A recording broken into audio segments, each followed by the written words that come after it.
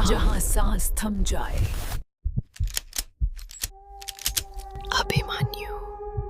नमस्कार दोस्तों, hauntings bye Abhimanyu में आपका स्वागत है। मैं आपसे एक सवाल पूछता हूं, दुनिया की सबसे डरावनी आवाज कौन सी है? किसी की चीख या मौत जैसा सन्नाटा? मैं कहता हूं इनमें से कोई नहीं। दुनिया की सबसे डरावनी आवाज उम्मीद की होती है, खासकर जब वो उम्मीद आपको सीधा नरक के दरवाजे तक ले जाए। ये कहानी है कविता की, एक माँ जिसने अपनी 8 साल की बेटी मीरा को एक कार एक्सीडेंट में खो दिया था। पर कहते हैं ना, जब सब कुछ खत्म हो जाता है तभी अंधविश्वास शुरू होता है। कविता को एक खबर मिली। महाराष्ट्र के वेस्टर्न घाट्स में एक गांव है, अंधर गांव। एक ऐसी जगह जहां कहते हैं मरने वाले अमावस्या की रात को अपने परिवार से बात करने आते हैं।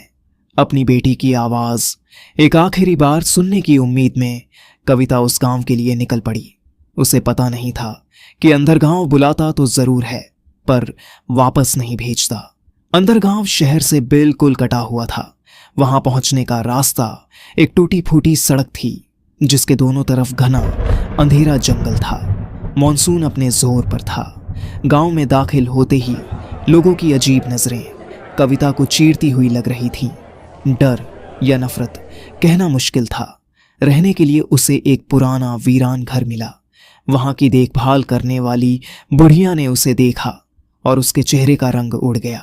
बस इतना बोली, अमावस्या को 3 दिन है, उससे पहले लौट जाना बेटी। यहाँ की रातें जिंदों के लिए नहीं है।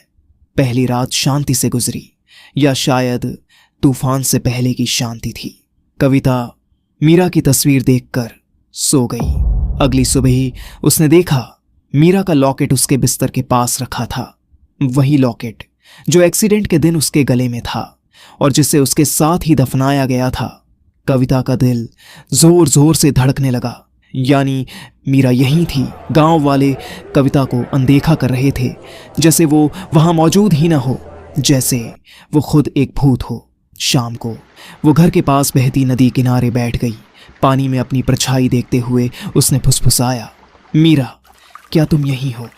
पानी की परछाई ने धीरे धीरे मुस्कुरा दिया। कविता कांप उठी। फिर सब कुछ सामान्य दिखा। उसने खुद को समझाया, ये मेरा वहम है। लेकिन जब घर लौटी, गीली जमीन पर छोटे छोटे पैरों के निशान अंदर की तरफ जाते हुए मिले, और ये निशान कविता के नहीं थे। उस रात बिजली चली गई। घर अंधेरे में डूब गया। मोमबत्तियों की लौ कांप रही थी। एक कोने में रखी पुरानी आराम कुर्सी धीरे धीरे झूलने लगी। कविता डर के मारे वहीं ठिठक गई। उसकी आवाज गले में अटक गई। वो कुर्सी की तरफ बढ़ी, हाथ बढ़ाया, और तभी उसके कान के बिल्कुल पीछे एक बच्ची की आवाज आई, माँ। कविता जमीन पर गिर पड़ी। उसका पूरा शरीर कांप रहा था। वो मीरा ही थी, लेकिन ये खुशी का पल नहीं, ये भय था। एक ऐसा भय जो हड्डियों को जमा दे। अगली सुबह बुढ़िया फिर आई। उसने कांपते हुए कहा, वो तुझे बुला रही है, छाया माँ। वो बच्चों को नहीं, उनकी माँओं को ले जाती है। वो हर उस माँ को चुनती है जिसका दिल दुख से कमजोर हो चुका हो। वो तुझे तेरी बेटी का लालच देगी, पर उसकी कीमत तेरी रूह होगी।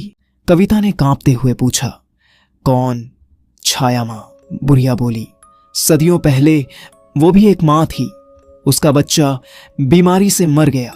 अपने दुख में उसने काला जादू किया और अपनी रूह इस गांव की मिट्टी से बांध ली। अब वो हर उस माँ को यहां खींच लाती है जिसे वो अपने जैसा बना सके। अमावस्या की रात आ गई थी। गांव में गहरा सन्नाटा छाया था। कविता अपने आप जंगल की तरफ खिंचती चली गई। बरगद के पुराने पेड़ के नीचे जड़ों के बीच एक अंधेरा गड्ढा था। गड्ढे से मीरा की आवाज आई, माँ मैं यहां हूं, मुझे डर लग रहा है। कविता झुकी और अचानक एक काला सूखा हाथ निकलकर उसे पकड़ लिया। वो हाथ बच्चे का नहीं था। कविता को गड्ढे में घसीट लिया गया। वो एक अंधेरी गुफा में गिरी। वहां छाया माँ बैठी थी, इंसानी शरीर पर चेहरा सिर्फ परछाई, बीच में 2 जलती हुई लाल आंखें। उसने कविता को मीरा का रूप दिखाया। मीरा रो रही थी। छाया माँ की आवाज गूंजी, अपनी जगह मुझे दे दो और तुम्हारी बेटी हमेशा तुम्हारे साथ रहेगी। कविता ने आंखें बंद की। मीरा की हंसी, उसकी महक, सब याद किया। फिर अचानक आंखें खोली। उनमें अब डर नहीं, गुस्सा था। मेरी बेटी को छोड़ दो। वो छाया मां पर टूट पड़ी। हाथ में वही लॉकेट था। जैसे ही लॉकेट उस पर छाई से टकराया, तेज चीख और फिर सन्नाटा। कविता ने आंखें खोली। वो बरगद के पेड़ के नीचे लेटी थी। सुबह हो चुकी थी। उसने गाड़ी स्टार्ट की और अंधरगांव से निकल गई। शहर लौटकर उसने नई जिंदगी शुरू की। एक हफ्ता सब कुछ ठीक रहा। फिर एक दिन फोन बजा। दूसरी तरफ से पुलिस की आवाज आई। मैम, हम अंधरगांव पुलिस स्टेशन से बोल रहे हैं। हमें आपकी गाड़ी जंगल में मिली है और आपकी लाश बरगद के पेड़ के पास, आपको मरे हुए कम से कम एक हफ्ता हो चुका है। कविता ने फोन काट दिया। अगर कविता की लाश वहां मिली तो शहर में जो लौटी थी वो कौन थी? उसने आईने में देखा। चेहरा धीरे धीरे बदल रहा था। आंखें काली हो रही थीं। चेहरा परछाइयों में घुल रहा था। छाया मां ने उसे जाने नहीं दिया था। उसने कविता की रूह ले ली थी और अब कविता के जिस्म का इस्तेमाल कर रही थी। एक नई मां को खोजने के लिए, एक नए शिकार को अंधरगांव बुलाने के लिए। नई कहानी हर सैटरडे रात 10 बजे। अभिमन्यु।